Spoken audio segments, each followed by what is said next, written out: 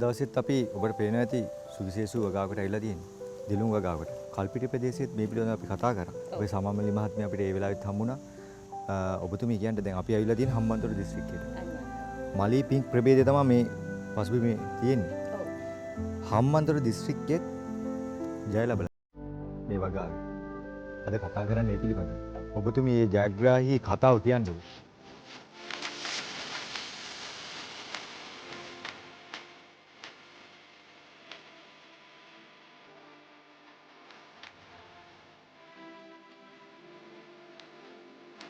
උත්තරම දිස්ත්‍රික්කයේ 2023 වර්ෂයේදී මේ ප්‍රභේද දෙක, ඒ කියන්නේ අපේ මලී පිංක් සහ ලංකාරේට් ප්‍රභේද දෙක නිර්දේශ කරගන්න පුළුවන් වුණා. අපි ඇත්තටම කෙරඩි මහත්මයාගේ වගාවත් සහ අපේ කුෂ්කර්ම පර්යේෂණ ආයතනයේ කල්පිටිය සාර්ථක ලෙස අපිට ඒ වගාවන් දෙන්න පුළුවන්කම ලැබුණු නිසා ඉතින් අද වෙද්දී අපි හම්බන්තොට දිස්ත්‍රික්කය ඇතුළු දිස්ත්‍රික්ක කිහිපයක දැන් මේ වෙනකොට ගොවින් අතරට අපි සාර්ථක වගාවන් ගිහිල්ලා තියෙනවා. අපි එයින් එකක තමයි මේ හම්බන්තොට දිස්ත්‍රික්කයේ සමරනායක ගොවි මහත්මයාගේ ඇත්තටම එතුමාගේ වගාවක තමයි අපි අද ඉන්නේ.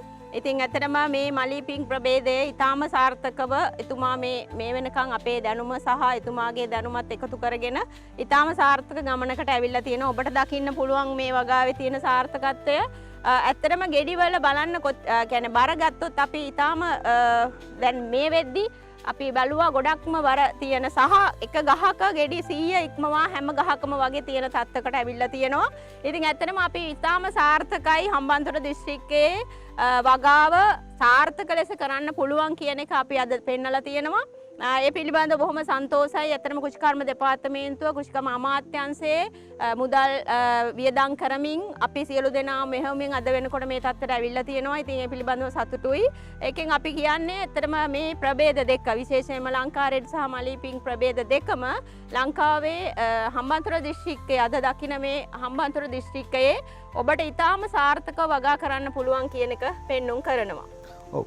අපි කල්පිටිය ප්‍රදේශයේ තාක්ෂණික කාරණා පිළිබඳව කතා කරා. හැබැයි අපේ ප්‍රේක්ෂකයන්ට අපේ ගොවි මහත්තුරුන්ට තාක්ෂණික කාරණා ටික පොඩ්ඩක් කිව්වොත් හොඳයි නේද? ඇත්තටම එතනම අපේ හැම ගෙදරකම ගෙවත්තකම දෙලුම් ගහක් එදා ඉඳලා දකිනවා. නමුත් අද මේ වගේ දකින්න නැතුව ඇති අස්වනු හේතුවක් තියෙනවා. මොකද මේක මූල ආරම්භයේ ඉඳලා ශේෂ්ත්‍ර ගත කිරීමේ අවධියේ ඉඳලා මේ පළදරන අවස්ථාව දක්වා සහ දිගින් දිගටම වසර 30 අපිට සාමාන්‍යයෙන් කියන්නේ ජීව කාලය අවුරුදු 35ක් කියලා ඒ කාලවකවානුවේදීම හරිහැටි පාලනයත් එක්ක මුල ඉඳලාම කප්පාදුව පොහොර යෙදීම දිලීර රෝග පාලනය සතුන් කෘමි පාලනය සමගින් පළදරන අවධියේදී අපි ඒකේ අවශ්‍ය මල් උත්තේජකයන් යොදමින් ක්‍රමානුකූල ක්‍රමවේදයක් අනුගමනය කරමින් තමයි මේ තත්ත්වයට එන්නේ. ඉතින් අර ඒක අපි කියන්නේ හරි ක්‍රමවේදයන් තුලින් වගාව කරගෙන ගියොත් ඔබට මේ තත්ත්වයට එන්න පුළුවන් කියන එක අපිට පැහැදිලි. දිත්ත පේලි විදිහකටත් තනි පේලි විදිහකටත් දෙවි ආකාර දෙකකට වගා කරන්න පුළුවන්. එතකොට දැන් අපි මේ තියලා තියෙන ඔබට පැහැදිලිව පේනවා ඇති පරතරයන් ඇත්තරම මීටර් 3 පරතරයට මේ තියලා තියෙන්නේ. එතකොට ඒ විතර නෙවෙයි පෝච්චි වල වගාවත් ඔබට දකින්න පුළුවන්. සාර්ථකව පෝච්චියෙත් මේ පෙන්නලා තියෙන්නේ. අපිට මොකද අපි ඇත්තට මෙතනදී බලාපොරොත්තු වුණේ මේ ප්‍රදේශයේ පෝච්චියද බිමද වඩා සුදුසු කියන එක. ඇත්තට මේක ගැටලුවක් නෙමෙයි. ගස් දෙකේම දකින්නවා ඔබ ඒ ගස් දෙක සංසන්දනය කරොත් දෙකේම ඉතා සාර්ථක අස්වැන්නකට ඇවිල්ලා තියෙනවා. ඒ නිසා අපිට ගෙවත් එකදී පෝච්චියක වගාවත් තව ඕනනම් බිම වගාවත් වාණිජ වගාවන් වලදී භූමියේ වගා කිරීමටත් ඇත්තටම අපිට මේ පෙන්눔 කරලා දීලා තියෙනවා. ඔව් සමරන් මහත්මිය. එතකොට දැන් මේ තිබ්බ වගා අපේ මේ ගොවි මහත්මයාගෙන් අපි අහනකොට කිව්වා මේක ඉතා කෙටි කාලයකින් මේ මට්ටමට ගෙනාවා කියලා.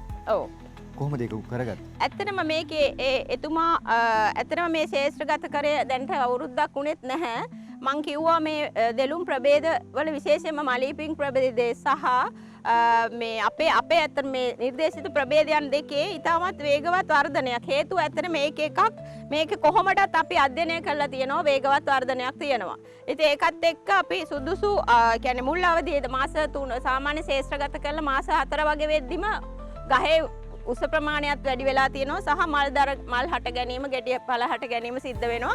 නමුත් අපි කරන්නේ ඒවා අයින් කරන්න කියනවා ගහේ ප්‍රශස්ත වර්ධනය සඳහා. ඉතින් ඒ මේ වෙනකොට දැන් මේ වගාවට වසරකටත් අඩු කාලයක්. ඉතින් ඇත්තටම හරි හැටි පාලනය කරෝතින් අපිට ඒ තැනට එන්න පුළුවන්. ඒ කියන්නේ වසරක් වගේ කාලෙකදී දැන් අපි මේ වගාවෙත් දැක්කා ගෙඩි 100කට එහා තියෙන එක ගහන. අනිවාර්යෙන් ඔව්. ඒ කියන්නේ අපි ඉතාමත් කෙටි කාලෙකින් මේ මට්ටමට එන්න පුළුවන්. පුළුවන් හැබැයි අපිට මේ එකදින මම එකදි කියන්නේ ශේෂ්ත්‍ර ගත කිරීමේ අවධියේ සිට වෙනත් පළතුරු වලට වඩා විශේෂ සැලකිල්ලක් දෙලුම් වගාවේ සිද්ධ කරන්න ඕනේ. මොකද කප්පාදුව පොහොර යෙදීම එතකොට අපි මම කලින් කිව්වා වගේ මේ හරි හැටි මනා පාලනයක් යටතේ කරොත් තමයි අපිට මේ තත්ත්වයට එන්න පුළුවන්කම ලැබෙන්නේ. මම මේක දැකපු සුවිශේෂී දෙයක් තමයි කප්පාදුව.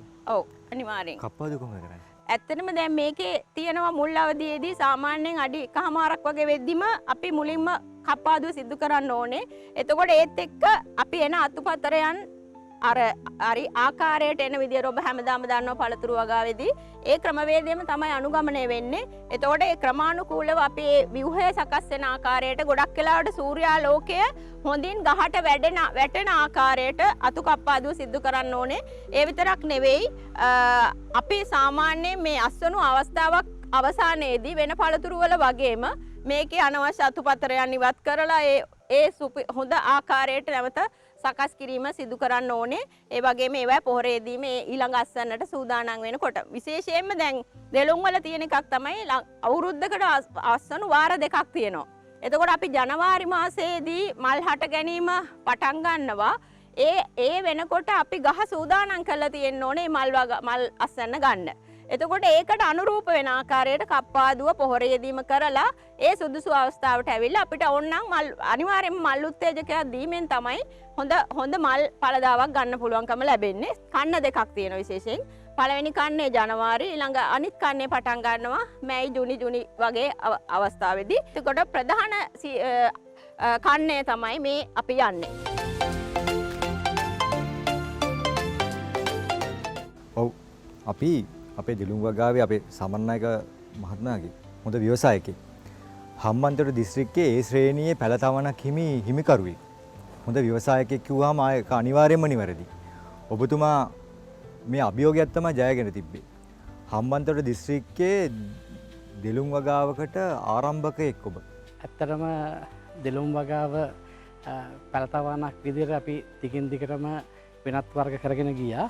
ඒ අතරේ මේ මලී පිංක් කියන වර්ගය දෙපාර්තමේන්තුව හඳුන්වලා දුන්නට පස්සේ මම කල්පිටිය ප්‍රදේශයට ගිහිල්ලා අස්වැන්න නෙලන විදිය ඒ ටික බලලා එහෙවම ඒකම මම පැල 650ක් මිලදී ගත්තා. මිලදී අරගෙන දැනට හරියටම මාස 11ක් විතර වෙනවා. මේ දෙලුම් වගාව ජය ගන්න එක අපේ ලංකාවේ ගොවි මහතුන්ට එච්චර ලොකු ප්‍රශ්නයක් නෙවෙයි කියලා අපිට ලංකාවේ දෙලුම් ටික පිටරට යවා ගන්න පුළුවන් තත්ත්වයට හදාගන්න පුළුවන් කියලා ඒක මට දැන් හිතෙනවා. හොඳ ප්‍රභේදයක් දිගින් දිගට පවත්වාගෙන යන්න ඒක අධීක්ෂණය කරන්න ඕනේ. විද්‍යාත්මක අධීක්ෂණයක් තියෙන්න ඕනේ ඒකට. අපිට බටාත බීජ සාතික කිරීමේ සේවයේ අපේ තමරා මහත්මිය අපිට හම්බුණා. ස්ථාන බාර නිලධාරිතුමිය. ඔබතුමී කියන්නකෝ මේ ඔබ ඇවිල්ලා තියෙන්නේ දැන් අපේ හොඳ දෙලුම් වගාවට අපේ මෙතුමාගේ දෙලුම් වගාවට. ඔබගේ අදහස මොකද්ද දැන් මෙතනින් එහාට මේක කොහොමද පවත්වාගෙන යන්නේ? අද අපේ කාර්ය වෙලා තියෙන්නේ මේක අපි ඊළඟ පරම්පරාවකට ගෙනියන්න ඕනේ. දුහුත්‍ර පරම්පරාවක් ගෙනියන්න නම් මේ මෞෂාක කියන එක අපි ඒක නඩත්තු කරලා මෞෂාක හඳුනගෙන අපේ බහුවාර්ෂික භෝගාංශයේ ප්‍රධානම කාර්යය තමයි ඔය පැලතවල් ලියාපදිංචි කිරීම, පළතුරු පැල සහතික ලේබල් යෙදීම සහ ප්‍රධානම කාර්යය තමයි මෞෂාක තේරීම සහ මෞෂාක සහතික කිරීම. එතකොට මේ ශේෂ්ත්‍රයේ මේවැනි හොඳ අස්වැන්නක් තියෙන ඉතාමත් සාර්ථක මට්ටමට ආපු මේ ව්‍යවසායකයාගේ කාර්යය අපි ඉදිරියට ගෙනියන්න නම් ඔහුට අත දිය යුතුයි. අපි දෙපාර්තමේන්තුවක් විදියට අපි වරින් වර ඇවිල්ලා මේ පැල පරීක්ෂා කරා ඒ අදාළ පර්යේෂණ නිලධාරීන්ගේ උපදෙස් අනුව ඔහු කටයුතු කරලා තියෙනවා. අපේ ක්‍රමවේදයන්ට අනුගත වෙලා තියෙනවා.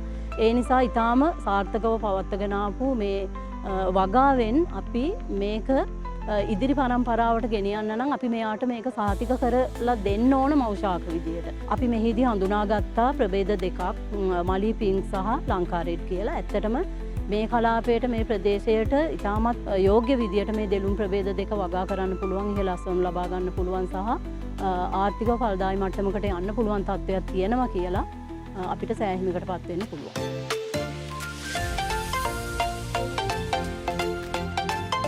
අපි තවත් තැනකට ඇවිල්ලා තියෙන්නේ. විශේෂිත තවත් මේ ප්‍රභේදයක් ලංකාරේ සමාන මහත්මිය. අපිට කියන්නකො මේකත් අපේ දෙපාර්තමේන්තුවෙන් හඳුන්වා දීපු හොඳ ප්‍රභේදයක්. අනිවාර්යයෙන්. මේකේ ලක්ෂණ ටිකක් අපිට පොඩ්ඩක්. ඇත්තටම දැන් අපි 2023 වර්ෂයේ පුත්තලම දිස්ත්‍රික්කයට පමණක් නිර්දේශිත වූ දෙළුම් ප්‍රභේද දෙක අතරින් එකක් තමයි මේ ලංකාරේට් ප්‍රභේදය. එතකොට මේකේ ඇත්තටම තියෙන විශේෂ ලක්ෂණයක් තමයි මේකේ පොත්ත තද රතු පැහැති. ඒ වගේම මේකේ තියෙන එකක් තමයි අභ්‍යන්තරිකව ඉතාමත් හොඳ ජූස් කන්ටෙන්ට් එකක්. ඒ කියන්නේ භාවිතයට ගන්නා කොටස ඉතාම රසවත් කෑමක් විදියට මේකේ තියෙන පළතුරක් විදියට. එතකොට ඒ වගේම තමයි මේකේ තියෙන විශේෂත්වය මේකෙත් අරක වගේම ඉතා ඉහළ අස්වැන්නක් දැන් ඔබ පේනවා ඇති මේ ගහේම ගෙඩි අපි ගණන් කරලා බැලුවා ගෙඩි 100 පැනලා තියෙනවා. ඉතින් ඇත්තටම එක ගෙඩියක බර 200ට ඉක්මවා ගිහිල්ලා තියෙනවා. ඉතින් ඒ නිසා මේකත් ඊටාම හම්බන්තොට දිස්ත්‍රික්කයේ ඊටාම සාර්ථක වගා කරන්න පුළුවන් විශේෂ ලක්ෂණ සහිත ප්‍රභේදයක් විදියට අපිට හඳුන්වලා දෙන්න පුළුවන්.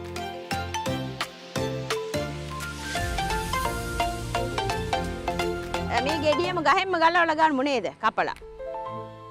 කපලා බලමු කොහොමද තත්ත්වය කියලා. පේනව නේද? පැහැය කොහොමද? ඊටාම තද රතු පැහැයක් ගන්නවා. ඔබට පේනවා ඇති. මේකේ තියෙන ඔබ වෙළඳ පොලේ දීලා විදේශයෙන් ගෙන්නවනු දෙළුම් ප්‍රභේද හා සමාන ගුණාංග ඔබට පේනවා ඇති. පැහැදිලි නේද? හොඳට රතු පැහැති දියරයක් ඔබට පේනවා ඇති නේද? එතකොට අපිට අපි දියර විදියට භාවිතයේදී හොඳ නිෂ්පාදනයන් වලට යන්න පුළුවන් කමක් මේ ප්‍රභේදය තුල තියෙනවා. අපි පිටරටින් ගේන්න අවශ්‍ය වෙන්නේ නැහැ. අපි පාරිභෝගික රුචිකත්වයේ අනුව කෘෂිකර්ම දෙපාර්තමේන්තුවේ සහ කෘෂිකර්ම අමාත්‍යාංශයේ මැදිහත් වීමෙන් මුදල් ලබා දීමෙන් අද වෙනකොට අපිට හොඳ ප්‍රභේද දෙකක් නිදහස් කරන්න පුළුවන් වෙලා තියෙනවා නිර්දේශ කරන්න. ඉතින් ඉදිරියේදීත් අපි තවදුරටත් අපේ පෙළපත් තියෙනවා. ඉතින් අපි ඒවත් බලාපොරොත්තු වෙනවා නිර්දේශ ප්‍රභේද විදියට යන්න. ඉතින් මේක තියෙන මේ විශේෂත්වය ඔබට දකිනවා. එතකොට අපිට ඉදිරි අනාගතයේදී ලංකාවේ ගෙන්නනවා වෙනුවට පිටරට ආරින් අපනයනය කරන තත්ත්වයට දෙළුම් වගාව සාර්ථකව කරන්න පුළුවන් මේ වියලි ප්‍රදේශවල. ගොවි මහත්මුරුන්ට බය නැතුව දැන් මොකද අපේ ගාව තාක්ෂණය තියෙනවා, අපේ ගාව පැල තියෙනවා. ඇත්තට මේ සමරනායක මහත්මයා හම්බන්තොට දිස්ත්‍රික්කයේ හොඳ පැල නිෂ්පාදනයක් කරගෙන යනවා. එතකොට එතුමාගෙන් පැල ලබා ගැනීමේ හැකියාව ඔබට තියෙනවා. සහ අපේ අතර තාක්ෂණය තියෙනවා. අපේ දෙපාර්තමේන්තුව නිලධාරීන් සහ අපි සියලු දෙනා අතර තාක්ෂණය තියෙනවා. එතකොට අපිට තාක්ෂණය දෙන්න පුළුවන්. ඔබට බය නැතුව ආයෝජනය කරන්න පුළුවන්. ඒ හරි හැටියේ දෙන ලද ක්‍රමවේදයන්ට අනුගත වෙලා ඔබ වගාව සාර්ථකව කරගත්තොත් ඔබට ජයග්‍රහණය කරන එක නියතයි. ඉතින් ඒකට අපි ආරාධනා කරනවා සියලුම ගොවි මහත්මුරුන්ට ඔබ කැමැත්තක් තියෙනවා නම් දෙළුම් වගාව වගා කරන්න. ඉතින් මෙන්න අවස්ථාව ඔබට පහසුකම් සියල්ල අපේ ළඟ තියෙනවා. මුලදී ගැනීම කරන්න පුළුවන්. තාක්ෂණය අපි ලබා දෙනවා. වගා කරන්න පුළුවන්. ඉතින් ආරාධනා කරනවා සියලු දෙනාට දෙළුම් වගාව හම්බන්තොට දිස්ත්‍රික්කයේ විශේෂයෙන්ම හම්බන්තොට දිස්ත්‍රික්කයටත් ඔන්න දැන් අවස්ථාව ලැබිලා තියෙනවා ඔබට වගා කරන්න පුළුවන්.